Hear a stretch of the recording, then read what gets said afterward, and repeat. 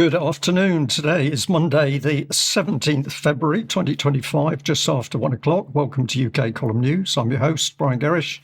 Delighted to be joined today by Diane Rasmussen McAdie from Scotland, who'll be, of course, on the link from Scotland, and also we'll be joined by Ben Rubin with the link from London. So welcome to both of you.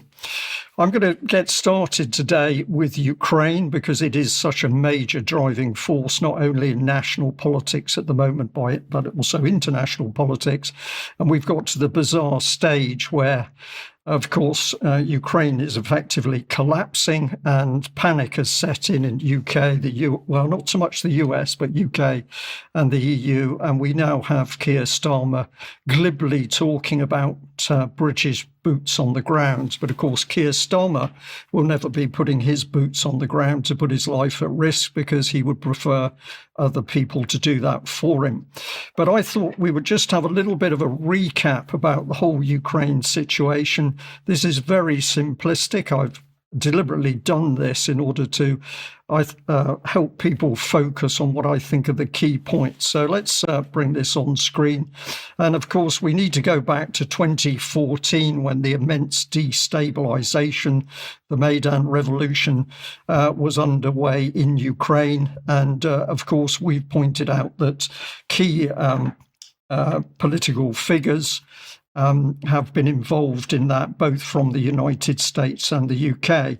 But what I wanted to particularly remind people about is that even at that time in 2015, the BBC itself was warning about neo-Nazis in Ukraine. So a number of BBC clips came out on this subject, and those warnings from the BBC at that time were absolutely correct and absolutely genuine, but suddenly they all disappeared into the long grass because, of course, the objective of the US, the UK, NATO and the European Union was to foment this war at all costs in order to destabilize and hopefully unseat Putin. So we then end up in February 2022. The Russians had had enough and they started their special military operation. So what sort of thing were we being told in UK? Well, of course, we had senior military figures like Admiral Radakin telling us that Russia was losing. This was a theme that was spread right across the journalists reporting on the special military operation, although it quickly became apparent that this was far from the truth. Here's another headline from the BBC, another complete lie, which they persisted with until it was clearly too ridiculous to continue, and that was that Russia was struggling with the supply of weapons and ammunition in order to prosecute the war in Ukraine. And eventually we get to the situation where it's clear that Russia has outfought not only Ukraine, but also the combined might of the US, NATO, and the European Union. But at this point, we're really starting to see panic amongst the Western powers because, of course, the real agenda of the war, as we were told in the early days, was that this war would itself foment the collapse of Putin's presidency, and he would be gone in Russia. And following that, Russia would start to break up. Here's another headline here. As Russia advanced, we still had propaganda in the West trying to convince us that that advance wasn't happening. So in the small print from the Wall Street Journal, Russia's advance in Ukraine is slowing. Here's what's happening and why. Well, of course, this was another false report because that advance has not slowed. It's speeding up with immense Ukrainian casualties. So let's move on through, because of course the next thing that we understood was that the US, NATO and the EU were calling for Ukraine to fight to the last Ukrainian. And we should remember, of course, that it's widely acknowledged that former Prime Minister Boris Johnson worked behind the scenes very early on to scuttle any peace deal and effectively make this war happen in order to attack Russia. So where are we now? Well, nobody knows the true casualties. One I've heard recently is over 1 million dead, plus the wounded, at a ratio of probably 2 or 3 to 1. And of course, the Ukrainian casualties absolutely hidden from Western audiences so that the war can be prosecuted and supported by the Western military-industrial complex. Now, clues as to the horrific situation come from the fact that even Zelensky himself is trying to recruit 18-year-olds for slaughter on the battlefield. But now we're into the latest travesty, which is NATO and EU propaganda about peacekeeping troops, as we realise that this war is rapidly coming to an end and Russia has not lost. So here's Keir Starmer talking about British troops, peacekeeping troops on the ground, a bizarre statement because, of course, we've now got a Royal Navy with more admirals than ships. And we've also got former heads of the military, Danat here, saying that we simply do not have enough UK troops to put them into Ukraine. And also we've got Zelensky now stirring the pot with calls for a European army. And I'd like to say to the audience that if we go way back, the UK column was absolutely warning about this objective to create a single unified European military system. And it is extremely interesting that they're now using Zelensky to help get this agenda back on the table. But if we want to really understand how the West does propaganda, no better place to go than the Sun. And let's have a look at a little video clip that they put out a few days ago, terribly emotional, about a young British soldier who'd gone to Ukraine and within days he was dead. But according to the Sun's report, that was due to those nasty Russians and their nasty weapons. Let's have a look at the report.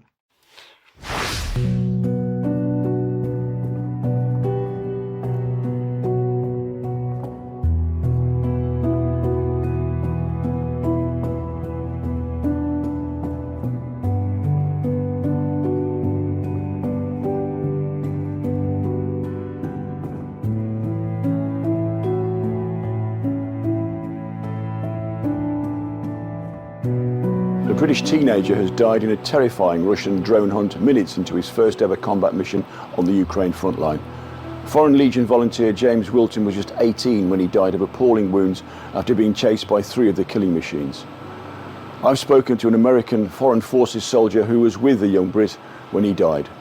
He told me how the drones herded panicking soldiers closer together in a bid to boost their kill count before zeroing in on tragic James.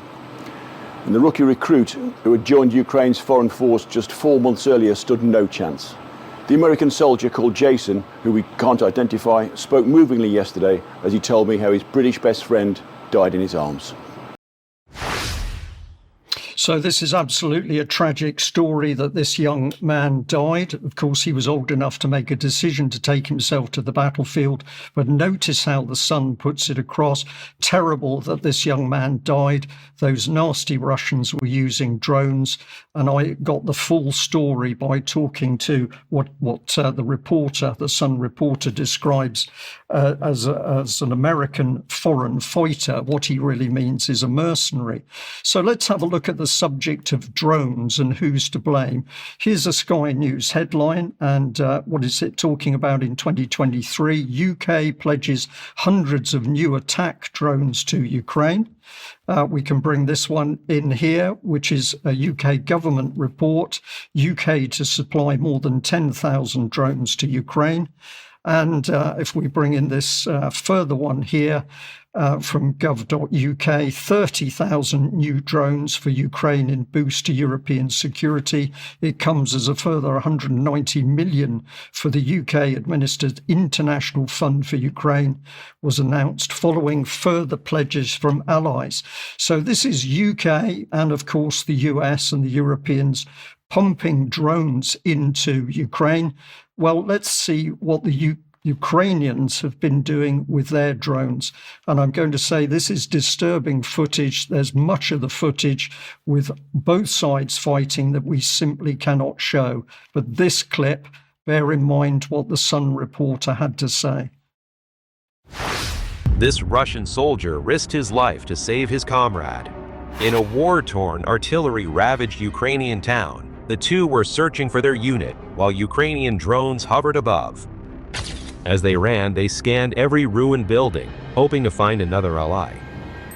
Eventually, they reached the remains of a collapsed house where an FPV drone attempted to target them.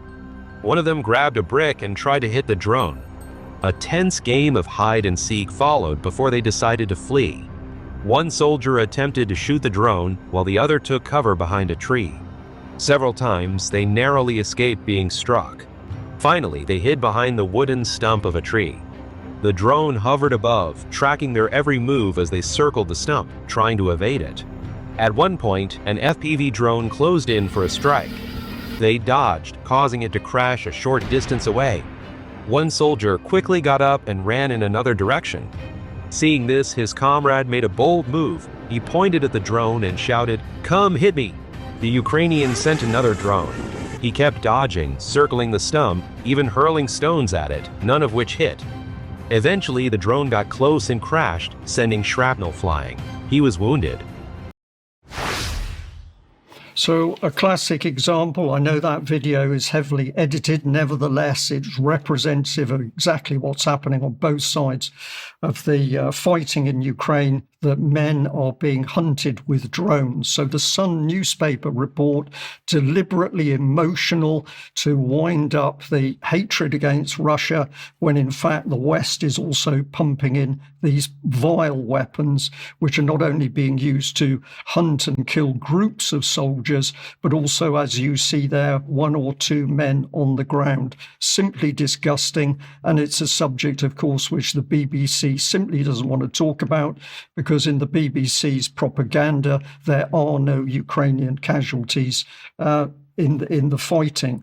So I'll leave you to think about that. I'll just end with this clip, which we will play. It's from a really excellent animated report of casualties in the Second World War. I've just selected some. So we're looking at coffins with a soldier on top, 60,000 for Switzerland, 380,000 killed for the United Kingdom. The United States is next in size with 407,000 killed. And we're looking down from an aerial view now on acres of coffins. Yugoslavia, 446,000 killed. The number of coffins is increasing. The aircraft is getting higher, and we're seeing more and more of the black dots of the coffins on screen. Japan, 2.3 million casualties. And we're moving on. It's increasing all the time. Into China, 3.8 million casualties. And now we move into something which is truly astonishing, and people in the West need to understand this. Germany at 5.3 million, and most of those casualties were in the Eastern Front, including Ukraine. And now we are just starting to look at a tip of the casualties in Russia. And this is an aircraft flying over acres and acres of AI-generated coffins on the ground. It's going on and on and on. And this is because the number of casualties in Russia is so vast. So we'll reach the limit in a minute, and it will pan back to the beginning, and you can see for yourselves what casualties we're dealing with in Russia. And meanwhile, in 2025, we have the combined might of UK, US, NATO, and the European Union absolutely hell-bent on promoting and continuing the slaughter. So there we are, 11.4 million casualties in Russia, and still the fighting in Ukraine hasn't stopped. We'll see what President Trump does. So against that background, Diane, I'm going to say welcome to UK Columns News. It's no surprise that your focus is on fear. Thanks, Brian, and hello, Ben. No, absolutely. Good afternoon, everyone. I'm here to talk a little bit about fear and how the mainstream media and other sources are trying to make us afraid and how they're going to keep us safe, apparently. So let's go back, first of all, let's go through some slides really quickly, just as some reminders and some very current examples of what they're doing. So if we look, for example, at this is from December 4th and 5th, 2021, from the iWeekend newspaper. Everybody probably remembers these kinds of messages. The UK red alert over Omicron's ability to hit the double jabbed. So that color red seems to be something that has been going on. I didn't know viruses, if they exist, are red. But anyway, just from Saturday, from this weekend on Facebook, I saw this from Yorkshire Live. Brits urged to consider wearing masks again as a quademic of 4 viruses surge. On Thursday, the Daily Star said, the next slide, the WHO confirmed an outbreak of a deadly virus that kills half the people it infects. NTD television, I'm not really sure what that is, probably a low-quality source. Cats have been euthanized after testing positive for bird flu. One that I have from just a few weeks ago from here in Edinburgh Evening News, said Edinburgh is in lockdown. So there's that word again, lockdown, as schools and businesses closed due to extreme wind. And we had one day of bad weather, basically. Yesterday, the Scottish Sun said Scots are set for whiteout tomorrow, but the Met Office reveals a brighter days ahead. Just a few snowflakes here over this morning in Edinburgh, nothing that's even sticking to the ground. Here's another one. If you have a snake phobia, please look away, because I know I certainly do. However, this is adding to the fear. The Asclepian snake, I'm not sure if I'm saying that correctly, which can grow up to 2 meters in length. It is Europe's biggest snake. It has established a healthy population in North Wales and in London, potentially living in your attics. So don't go in your attic if you live in those areas. Of course, Keir Starmer took a rapid home HIV test. I'm wondering if this is going to be similar to those lateral flow test kits that they were passing out as rubbish a few years ago. And alongside this, just a day after he took that test, and it was all over the news, the UK Health Security Agency published one day later that there was an increase in community testing for HIV in 2023 over 2022. It seemed a bit coincidental to me. So when I was thinking about this, one of the things that I thought about was one of the videos that I watched from the Davos meeting from last month. So these are 4 people in a panel called Scrolling Media's Future, which is talking about how people find information, what information they seek, who consumes news and how. And it's very important to note the 4 speakers that you'll see here. So we have Daniel Roth, who is the editor-in-chief and vice president of content at LinkedIn, which of course is owned by Microsoft. Ben Smith, the co-founder and editor-in-chief of Semaphore, which is a media company. Mina Al-Arabi, the editor-in-chief at The National, and one of our best friends here at UK Column, James Hardings, founder and editor of Tortoise Media. So let's hear the very end of their panel discussion from Davos. What do you see for the next? I see the politicization of business, and I see politics turns into something much more transactional, and that is deeply worrying. Anybody got a more optimistic take? Can I? I mean, yes. Again, the Arab cynic here says, actually, there's been a real problem in American politics for about at least 2 decades, and I think this is some of it is accelerated, but Iraq 2003, when the U.S. invaded Iraq, and what the system that they tried to bring into Iraq kind of was a way of legalizing corruption. And when you would argue against American officials who were overseeing this, yeah, but that's how we do it in the U.S. And you're doesn't mean it's right. So I think actually in some ways, people around the world and how they're looking at the U.S. is kind of this feels more transparent than some of the stuff that used to happen and would be packaged in ways, and there are congressional ways to sidestep, actually. So this is the version of us you always saw. Kind of politely, yes. I have a different point of view on this. I think that Give us the non-viral LinkedIn version. I think less about the coverage of Trump as a business journalist. That is not a massive area of coverage, but I do think that I think you will get people writing about this. But it goes back to this idea that what is going to matter is people who have strong opinions and have brands. And you talked about community, you talked about building podcasts, but there are the building a large community around a non-topic is not going to work. If you can build one around a topic where there's going to be someone who's going to make a lot of money covering Trump in a very hard-hitting way. There are already a lot of people who cover Trump in very glowing ways, and they are making a lot of money. It is a business model that works of having a strong point of view and then reporting it out. What about trying to be fair and neutral? That, I think, is going to be harder. So there we have people from Davos telling us, including Tortoise Media and these other sources, that we can't be neutral, we can't be fair in the media, we have to have some kind of angle. So I looked at Semaphore because it was only briefly mentioned on the UK column, I think just about a year or two ago. Not too much detail, but I got really discouraged when I looked at it because the first story that I saw on Semaphore's website was about ChatGPT. This was from Friday, from Valentine's Day. And it was a story about whether you can have an AI boyfriend, girlfriend, partner, whatever you want to have, AI companions, basically AI replacing a romantic relationship in your life. And I'll have more about that in Extra, by the way.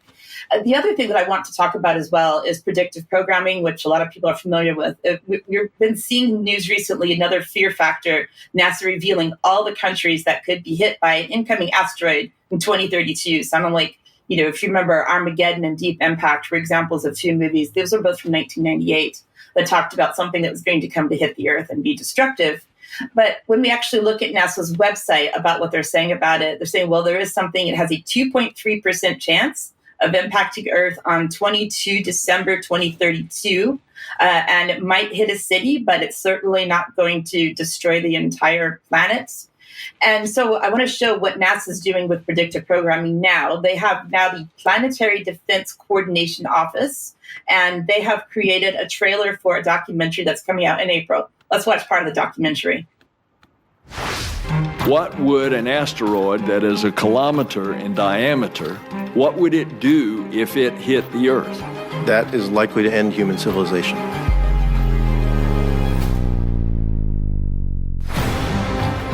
Those objects are big enough to cause what we would call truly global devastation, meaning that they could cause global extinction events. The good news is that we found more than about 95% of them. When we get down to smaller objects, things that are larger than, let's say, about 100 meters across or so, now the picture's not so rosy. Today, we do not have a complete inventory of all the possible impactors. There's almost certainly a decent-sized asteroid out there that is going to pose an impact threat to the planet. We're just trying to find it right now. And that is something that NASA and the worldwide planetary defense community has been endeavoring to do. There's a huge community of astronomers that start observing it. From all around the globe, finding asteroids, tracking them, calculating their orbits. Asteroids don't care about international boundaries. It doesn't matter where the asteroid impacts. It affects, the entire humanity. In fact, anything alive on the Earth. I really like that I'm protecting the planet. Let's say we do find something that poses an impact threat to Earth. What next? The day is coming when Earth will get impacted. The dinosaurs went extinct because they didn't have a space program. We do have one. We can. So why stop there? We know it will happen. We just don't know when it will happen.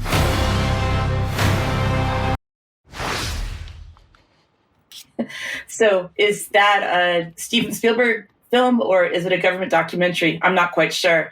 So if we go back to Spy B and SAGE and all of the government advice that was given back out in 2020 and how it was followed, I just want to remind people that Spy B, which was covered extensively on UK Column, said that a substantial number of people still do not feel sufficiently personally threatened. The perceived level of personal threat needs to be increased among those who are complacent, using hard-hitting emotional messaging. And it was in bold originally. To be effective, this must also empower people by making clear the actions they can take to reduce the threat. So we're definitely talking about putting fear into people's minds. And so here, just to talk about that connection between fear and safety, you all remember these messages from 2020. We're seeing them again. This was all about, wearing a mask to stay safe. This was a photo I took in a shopping center in Glasgow at the time. And to go back to this person called Carl Mannheim, who was the original sort of inventor of social distancing in terms of terminology, who said that it's one of behavior patterns which is essential to the persistence and continuity of an authoritarian civilization, basically saying that this type of distancing can be demonstrated in the case of fear. If I keep a safe space, there's those words again, being safe, between myself and the stranger who is stronger than me, the spatial distance between us there is contained in the mental distance of fear. And that's the academic paper that is from is going to be in the show notes. So I think we're seeing a clear fear campaign. They're going to make us safe, but I'm not sure what they're going to do about this, but that's what I'm seeing right now, Brian. Diane, thank you very much. Excellent segment. And what do we hope that our audience will be doing is understanding what's happening and warning other people about what is happening, because that is the best way to take the fear factor away. Of course, laughter is also particularly good because we are now into crazy times. Ben, if Diane is giving us the fear factor, we've already seen the war, which is another of course, attack on people's minds, making them fearful and anxious. You are absolutely staying on the case of the people behind the scenes who are driving this world turbulence. And of course, these are the very people that Keir Starmer thinks are more important than Westminster. Indeed they are. Have no fear, everybody. Hello, it's nice to be here. And we're going to continue on the fear theme because we're going to talk about climate change. And we're going to look at the very top of the global pyramid. And we're going to ask the question, who's really pulling the strings of the global climate change agenda? And we're going to start here with these ladies. This is where I left off last week. And this image came from this lady here, Lisa Witter, who is the Chief Executive of the Apolitical Foundation. We've spoken about her a lot previously. She's going to give us a little hand kicking things off today. So she's from Apolitical. She's also a young global leader of the World Economic Forum. And she used this slide, which I'm just going to reintroduce to everyone. I've shown it a few weeks ago, where it shows the integration of the two main global power structures, the government and the financial markets, the public and the private sectors, being driven by the 17 Sustainable Development Goals from the UN. You can see that that ring in the center. That's the 17 SDGs. That's binding together these two global power structures. That meets Mussolini's definition of fascism. I'll add that in over the top. Just give Lisa a little helping hand there. She forgot to put it on. And at the bottom, you can see, importantly, if you wouldn't mind just bringing that back up. Thank you very much. You can see in bold the big propaganda narrative driving everything forward, what they call major threats. We've just been talking about fear. These are the major threats. The one that's the biggest at the top in bold is climate change. Yeah, so the fear narrative, the propaganda narrative that's driving this fascist agenda is the climate change narrative, right? Really important to just set that out up front. Now, back to the image. We're going to talk a bit about this lady today. That's Mary Robinson, who currently runs something called Project Dandelion. And that relates to the badges that you can see. So, at least 6 of the ladies in this image are wearing badges, green and yellow badges. Yeah, and it's one of these, right? So that's a dandelion.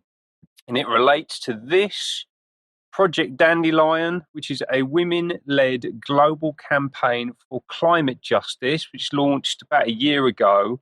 And you can see in the right-hand corner there, every issue is a climate issue. Really importantly, every issue is a climate issue, right? They're turning everything into a climate issue. And let's hear a little bit more about dandelions from some of the ladies in this short video. Our climate is in crisis. I believe we can solve it. I am clear-eyed about the challenges, and I choose hope. I will be part of the solution. I will share my ideas. Above all, I will act. I am a dandelion. And like a dandelion, I am resilient. I am relentless. I will find any opening in every path to make more dandelions. Together, we will build a future where everyone is safe from a changing climate. I am a dandelion. I am a dandelion. I am a dandelion. I am a dandelion. I am a dandelion. I'm a dandelion. Are you? Our climate is in crisis, but I have hope. I will act. Yeah, I'm quoting from the video here. And importantly, like a dandelion, I am resilient. I am relentless. I will find any opening in any path to make more dandelions. Yeah, very clearly telling you what they're up to, what they're about, and spreading this message. And obviously, it's a nice analogy because dandelions, they get everywhere. Yeah, actually, if they get caught on the right gust of wind, they can travel for thousands of miles. And this is how they're spreading this climate message through this network, intimately linked to the SDGs. So we can actually see, I don't know if you noticed in the film, that's Mary Robinson again. You can see the Dandelion badge on her left lapel, her left, not our left. And then also on the other lapel, the SDG badge. Yeah, these things are very, very closely linked. You have to understand the symbolism here. These sigils, these brands, these names are how this message gets spread. And that shows that this fascist and this climate agenda are in one place being pushed forward by Mary Robinson in particular. And who is she? Just give you a little bit more background. So she's former president of Ireland. She said she was elected by the women of Ireland, who instead of rocking the cradle, rocked the system. She was then a UN High Commissioner for Human Rights, did a lot of time at the UN, and now calls herself a climate justice champion, saying we are the first generation to understand how serious the climate crisis is and the last generation to be able to do something about it. She was actually the UN envoy for climate when the SDGs were introduced in 2015. Yeah, so she's intimately involved in this whole agenda. She sends out a personal message on the Project Dandelion website. You should go and read this, saying, we are calling on women of the world to unite in action for a climate-safe world. A climate-safe world. I'll come back to that term in a minute. Just, as I say, go and read the letter, but importantly, it says that we will build a chorus of voices that will help us to reach and motivate 2 billion people to act for climate justice, united under a single vision. And this is a single vision for delivering what they call climate justice. It's going to be delivered by 2 billion people, which is basically, it's like a quarter of the women on Earth, right? This is all very much focused on women. It's a lot of people. And they're going to deliver what they call a climate-safe world. Let's find out a bit more about what that means. That I don't have to worry anymore. I'm extremely stressed, worried, can't figure out how we're going to get there. And if I wake up tomorrow and it's done, it's like, what a relief. We would be using the sun for all of its glory, and we would have enormous amounts of electricity to power so many things or everything on our planet. We would no longer be using fossil fuels. The asthma rates would be disappearing. What I would be most excited for is to actually have everyone in our communities access nature and access clean air and access clean water. I'd be most excited to know that my children, my grandchildren, my great-grandchildren had a future. And I think that says it all. And I think a lot of people would agree. So a lot of this is about fear, as we've been talking about. The women in this video, some of them, they've just been propagandized, frankly, by the people behind this program, right? So they're worried, they're fearful, they want to change things, but they don't really know how. There's a lot of poorly articulated solutions, a lot of it based on climate tech, regenerative or sustainable energy systems that we know don't work in most countries on Earth. They are tapping into some very valid concerns that people have about the impact that humanity is having on the natural world. And I think they're very cynically doing this. And also there's this, what I think about as the weaponization of the maternal instinct. So the lady at the end there saying she's worried about her children, her grandchildren, and her great-grandchildren's future, as she should be. But it's being manipulated and hijacked by the people behind programs like this, frankly, in order to deliver this fascist agenda coming down from the UN and elsewhere. So they've got a bunch of demands, as you'd expect. I'll just focus on a couple of these. The first one, top right, number 3, pay up to those least responsible but most impacted. So a lot of this is about wealth redistribution. And then number 7 there, elevate women-led climate solutions. So basically put women in charge of everything and direct a lot of funding towards them, actually, if I'm being cynical about this. Like, a lot of this is about women seeking high-powered jobs, particularly in the upper levels of organisations like this and the ecosystem surrounding them. They've got a bunch of lobbying going on. As I said, every issue is a climate issue. So Mary Robinson is saying that the climate crisis is just unfair. It's unfair to women and girls, so we have to change everything.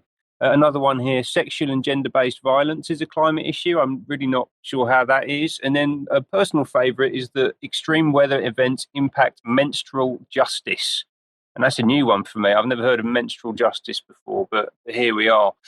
So they're getting a lot of high-level coverage. So this is Mary Robinson speaking at COP in the Faith Pavilion. There's a big overlap here with interfaith issues. It seems to be where they've landed it, and also Indigenous people. The Pope was in on the act. Apparently he's a dandelion as well. He's got a badge in his hand there. We spoke about the Vatican last week as well. Bunch of celebs. So that is actually Donatella Versace on the left, and Annie Lennox from the Eurythmics on the right, who is calling herself a global feminist these days, and she's got one of those badges on as well. And they got loads and loads and loads of supporters. For all those who choose hope, we choose you. Importantly, just to land back on the symbolism thing again, that's a Ukraine flag, right? Go and look at the website. Those colours are Ukrainian colours very, very clearly.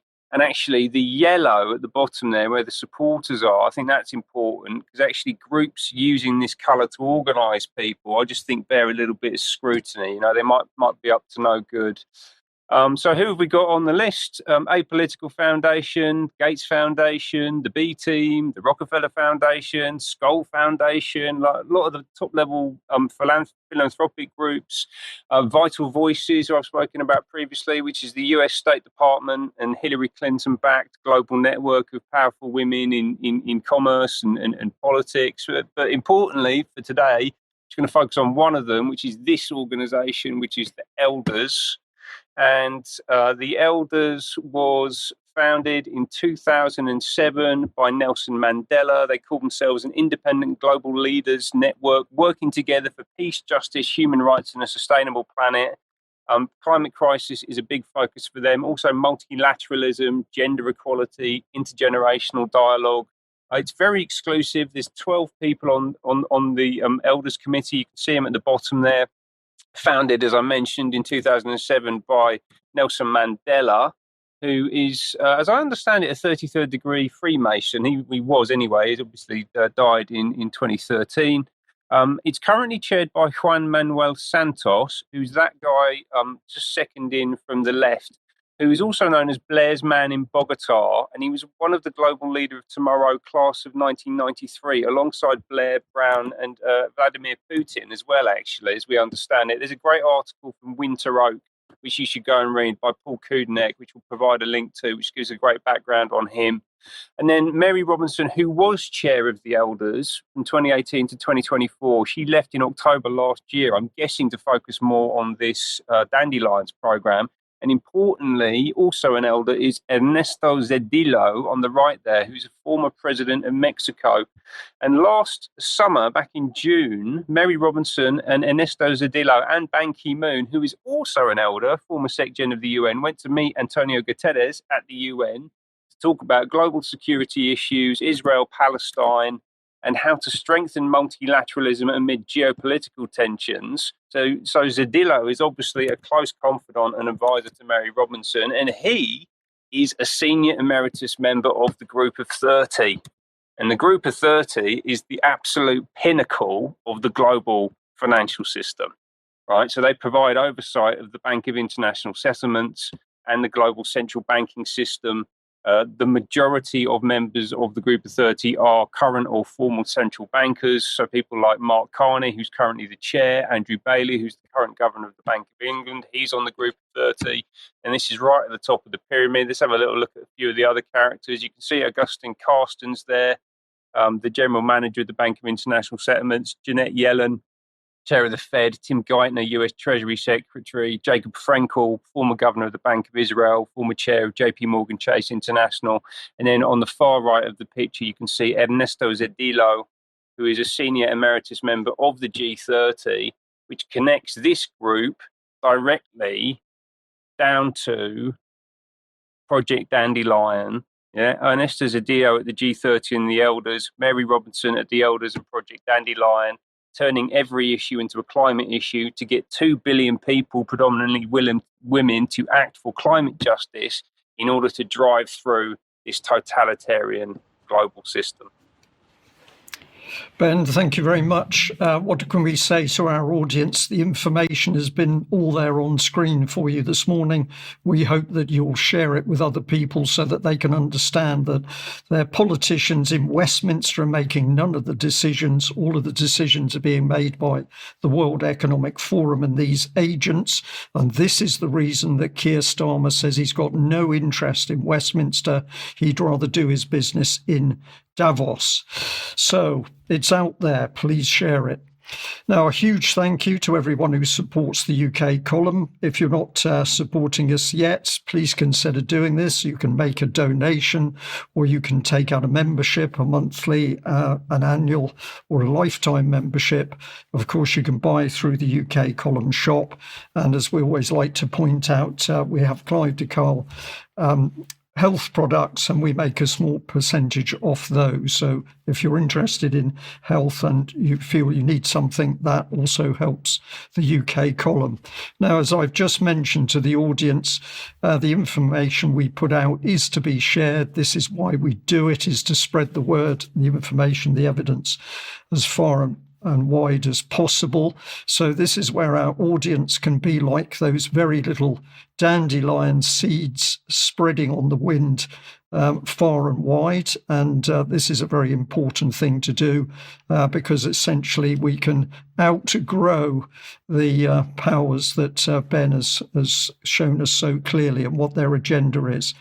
Now, I'd like to say to the audience that we've had a really tremendous response to our new UK column on location, which is Saturday, the 5th of April in Cheltenham. We will put out more of the people speaking in due course, but Catherine Gunn, Alex Thompson and Patrick Henningsen will certainly be speakers. Tickets are going remarkably quickly. So over a third of the tickets have already gone. So we're going to say to UK column members and also new people, if you want to come to this event, we advise you to get online and get hold of a ticket as soon as you can, because this is quite unprecedented response. We think we've hit the correct button with the subject of the deep state. And of course, the location couldn't be better in Cheltenham. So if you haven't got a ticket, please do. Now, tomorrow we're putting out this interview, and I think this is one of yours, Ben, with Rosie Marshall. Is that correct? It is, yes. It's a fantastic discussion with Rosie Marshall, talking about the amazing work that she's doing with an organisation called Forest of the Fallen in her hometown of Sydney, Australia, to commemorate those that have been injured and killed by the COVID vaccines. Okay, thank you very much. And as always, we're delighted to advertise the Public Child Protection Wales Conference, 22nd of January. That's going to be in a location near Newport, South Wales, and tickets are £5. These ladies have done brilliant work exposing the abuse of children through the education system. So please do give them support. And we're also going to put a call out for people to help support the fundraiser, which is all about ethical raw milk dairy farming. So you can have a look at that on the GoFundMe page. But this is clearly an issue to do with our health and food, and you can help out by subscribing and donating to that campaign. Now, moving on, I do have a focus today on the BBC as always, because this multi-billion-pound operation is simply so disgraceful. But strangely, over the weekend, I was talking to a particular lady on the subject of Epilim, the drug Epilim, also known as sodium valproate. And then this morning, I was faced with a BBC article. Let's have a look at it on screen. So the headline was Mum's 20-year fight for epilepsy drug compensation. This is typical BBC because the focus is not on the problem, it's on compensation. And whilst we understand that will be very, very important to families affected, it doesn't stop the root problem. But we wanted to highlight here that back in 2008, UK column was warning about Epilim, sodium valproate, and we'd focused on this tragic story of a little girl approaching 13 who died as a result of this horrible drug. This was the opening paragraph. Helena Bai from Porthcawl died in University Hospital, Wales in 1978 after a catalogue of clinical failures in Bridgend Hospital. At the end of her young life, Helena's parents were kept from her bedside as the hospital lied that she was still alive. In truth, Helena was already dead, and her major organs had already been stolen by the NHS. This is a really awful story, and the fact that it is still coming to the surface after all these years is a credit to Helena's parents, who've never let it go. Over a period of some 8 months, and despite a monthly meeting with Dr. Jones, Helena suffered horrible symptoms, including aggression, lethargy, nausea, hallucinations, gastric irritation, body tremors, confusion, hyperactivity, behavioural disturbances, vomiting and incontinence. Joan and Derek Bai have no doubt that Helena was killed by the side effects of the drug Epilim. That is what we said back in 2008. But since then, Helena's mother, Joan, holds the official documents which actually acknowledge that Helena died from sodium valproate side effects. And if we just continue on through this is the part of the story which is so upsetting and important, because the cover-up was across all of the agencies that should have been protecting this little girl and others like her. So we describe an evil conspiracy of lies, deceit, inaction and cover-up across the NHS, the police, the judiciary, the General Medical Council, the coroner, MPs and the government. And there can only be one assumption, and that is that the agenda was to protect the big pharma companies and cover up what had actually happened to the little girl as a result of side effects. Now, the UK column many years ago was able to interview Helena's father, Derek. This is just a screenshot from the interview at the time. Unfortunately, we've lost part of this material when UK column was censored by various online platforms, but you can still go onto the UK column and listen into this audio report where both the father, Derek, and the mother, Joan, are talking about this tragic case.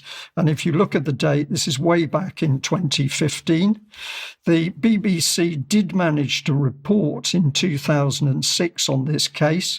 And one of the things it says at the bottom of the article, too small, I know, for the viewers to read, but it says, the couple, that's mum and dad, now face the unbearable task of planning Helena's 4th funeral.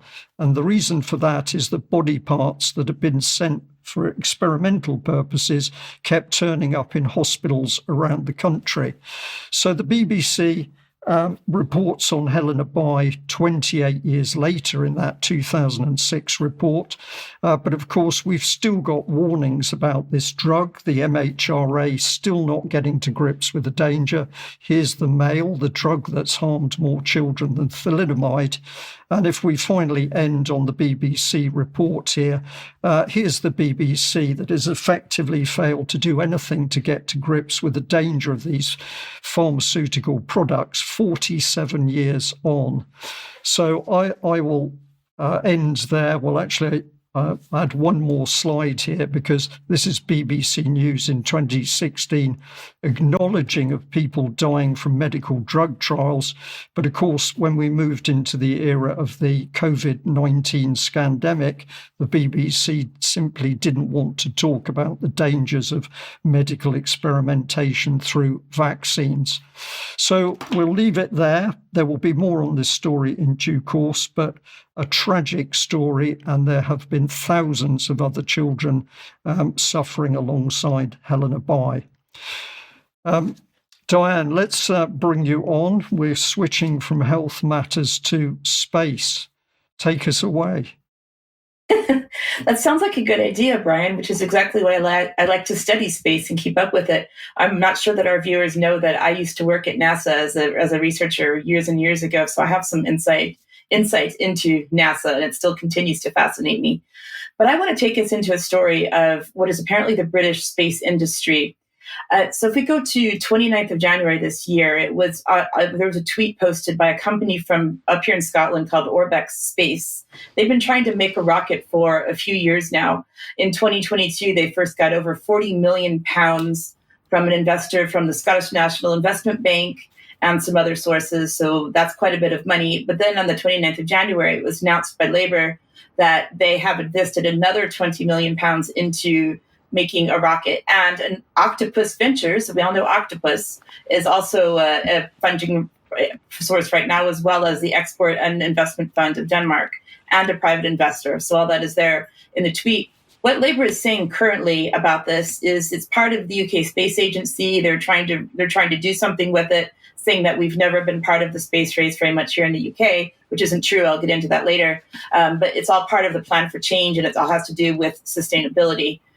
We could just play a few seconds of a silent video that I've put up here as well. This is called Saxe Voord. This is where Orbex is going to launch this rocket, assuming it ever actually gets built. This is located on the Isle of Unst in the Shetland Islands at the very, very northern tip of the UK. So it's an island at the top of Shetland, which is way at the top. So we can see, it's very beautiful grounds. It's, so they decided this was the perfect place to put a spaceport for whatever reason. I guess it does stay out of the way of things. But, again, I think it's kind of a shame that they've ruined such beautiful landscape by putting this spaceport in the middle of it. Saxe Voord has had some problems as they've been trying to build it. It started in 2022 in March, but the problem was that the contractors that were there originally were being sent home because they didn't have enough work for them and they weren't ready for the next stages of the work. In 2023, in November, it was reported they owed contractors £1 million that it couldn't pay for building the spaceport. So the contractors were sent home, they couldn't get paid. However, in 2024, in December, just a couple of months ago, Orbex suddenly just abandoned another spaceport in the far north of the Scottish mainland, so right at the top, but again on the mainland of the UK, called Sutherland Spaceport, to go to Saxe Voord. We're not really sure why. I couldn't find any reasons, but essentially Orbex announced that it would start taking over the construction of the Sutherland Spaceport, which was the original one, in November of 2022. And so that one wasn't finished. And then suddenly 2024, we've moved to Saxe Voord. There's only been one launch so far from Saxe Voord. That was in August of last year when a German rocket company launched a rocket, but the rocket engine exploded because of an apparently unusual oxygen fire. We don't really know why or what the issue was, but there's some detailed explanations that I've read. Saxe Voord is apparently Western Europe's only fully licensed vertical launch spaceport, meaning it can go directly straight up, of course. And Labour leaders are seeing this as an opportunity to get ahead in the space race when the UK, according to them, again, isn't true, has not been able to make a claim in this area, and that they're saying this would be the first UK launch capability. Again, according to Orbex, the investment comes as the government vows to develop Britain's mission to regularly launch into orbit from its shores using UK-manufactured rockets, supporting growth in its expanding space industry, and attracting investment from across the globe. So we can see there it's pretty much built at this point, Brian. If you could go to the next video, which was Sir Chris Bryant MP, the Minister for Space. And can we see what he had to say about it? Or what do we have up next? If we were able to get launch to happen successfully with British rockets and British expertise on Shetland later this year, that will be a real strategic advantage for this country, something we could all take pride in, and also something that would drive economic growth for the future. Right, so he's our Minister for Space. And one thing I want to mention about Frank Strong here, who is the owner of Saxe Voord Spaceport and the land around it, is that if you look at Company's House, he had a company called Space 2030. And I just want to point out that the UN has a Space 2030 agenda, space as a driver of sustainable development. So potentially a bit of an interesting coincidence there. So what is Orbex Prime going to do? I think we have a short video from Orbex. It all began in 2016 when we started building a new space rocket to take small satellites into orbit.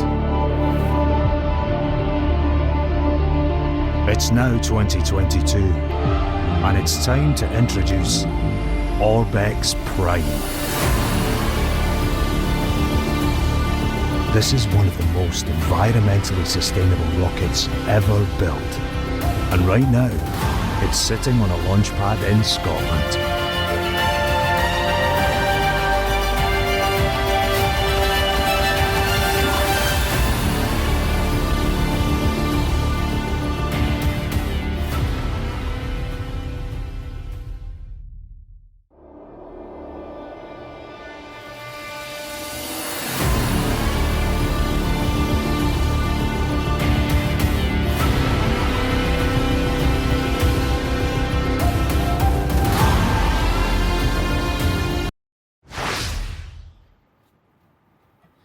So we're all about sustainability. If we look at the next slide here, we've got a little bit from Octopus Ventures talking about why they're funding it, saying that it's to move towards a low-carbon economy, decarbonizing global energy systems and infrastructure. The founders are intent on greening finance. That's another interesting spin on the green agenda, the climate finance and so on. In November 2024, the UK Space Agency that I mentioned previously put out a climate change adaptation report. And if you read this report, it appears to be about fighting so-called climate change and finding things that could go wrong if climate change gets in the way of the satellites that are operating, that are going up there, that Elon Musk is putting up there and so on. They're trying to say that some of the priorities include sustainability, which of course, here's that word safe again, taking a leading role in keeping space safe and accessible now and in the future, and also talks about observing Earth. So the point is that these satellites that are going to be launched by Orbex, if it does ever get into space, are going to support disaster response efforts, track climate change, help us with navigation and communication, satellite phone networks, and space-based broadband. So of course, there's Elon Musk and SpaceX, and there's been a deal recently down in Yorkshire with a company providing the £20 million contract to SpaceX for some things that is being built there. So a little bit more money coming into the economy, I guess. If you look at back into July 29th, 2020, there was the first ever space launch, or was it? I don't know. Let's look at Brian and Mike talking about this back 5 years ago. I think we have a short clip from them. This is Black Arrow. There's a close-up of what it looked like. Black Arrow carried out 4 test launches between 1969 and 71. It was a 3-stage satellite carrier rocket. This was the first and only successful orbital launch carried out by the UK, and it took place 3 months following the sudden cancellation of the project. The launch site was scrapped as soon as the launch was completed, and half of the scientists and engineers involved in the project lost their jobs immediately. Now, why was the project cancelled? Well, it was cancelled because the whole project got messed up with or linked into the shenanigans were going on about getting us into the European Union, and that technology ended up being given to the French. Yeah, so ultimately it went to the European Space Agency and the Ariane project. So that was 5 years ago, and now here we are saying, well, this is the first chance ever for the UK, Ryan. Yes, fascinating, isn't it? When we do something and we should be proud of it, it's simply given away to another country or group of countries. A lot to be discussed on your segment there, Diane, and we'll bring that through into UK Column Extra. Ben, let's end today's news with, well, really, if you're an adult in UK, you shouldn't worry, because the plan is that we simply consult our children on what we should do. Take us away.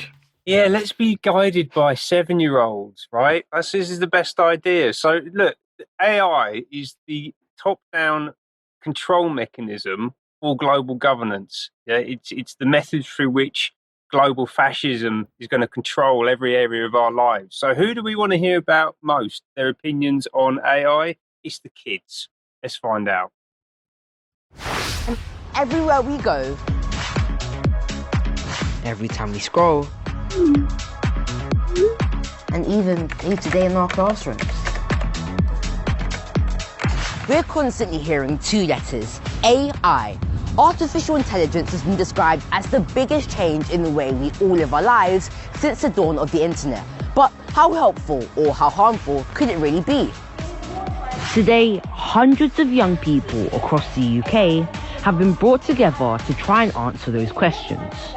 This is the first ever Children's AI Summit. What should world leaders and programmers do to address these important areas of AI?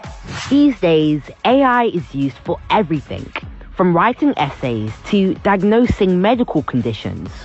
The aim today is to create a children's AI manifesto that will be presented to world leaders at a global AI conference in Paris.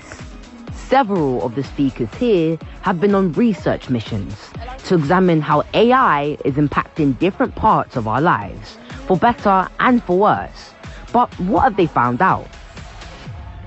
Over-relying on AI can impact students' problem-solving, critical thinking and creativity. There are loads of positives as well. It can adapt to students' educational needs and interests. I'm a big fan of space, crypto and Taylor Swift.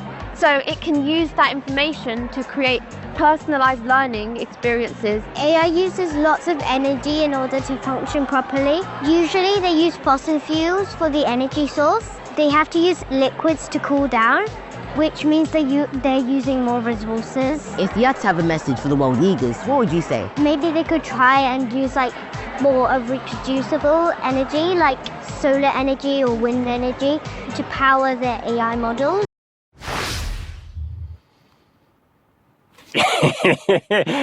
Brian, what do you reckon? I know you like the music because I can see you dancing, but have you got any response to that? Well, of course, what we're watching on screen appears amusing and there's children there, so people go a bit soft. But the people running the real agenda, they absolutely hate us to the extent that they're going to use our own children against us in order to drive their perverse agenda. So when I watch these children, they have been brainwashed and they're being controlled via a brainwashed reframing seminar in order to give opinions which they can't possibly know at that age.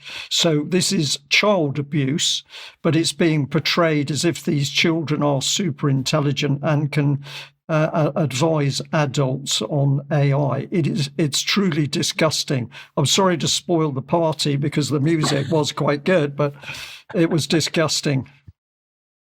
Yeah, I agree. Deeply, deeply cynical. And yeah, I think it is child abuse. I think you're absolutely right. And should we just quickly find out who's behind that child abuse? So you've got the Alan Turing Institute and Queen Mary from University of London, but this is all supported by Lego, importantly, who are really deeply embedded in Cabinet Office, by the way. We'll have to talk about that another time. And also EY, my alma mater. And whoever signed this off at EY, Katrina Campbell, if that was you should be ashamed of yourself, my dear. Anyway, moving on. This was the lady, Queen Mary's. This is a senior ethics fellow called Dr. Mary Aitker. I think I'm saying that right. Who's actually got AI in her name twice, which is quite entertaining. There's nothing ethical about what she's just done. Let's be honest. They produced this thing at the end of it, which is obviously not pre-baked, right? Because that kid, he's not really an actor, is he? Although, yeah, he is an actor. And that child at the end couldn't have been more than about 6 or 7 years old.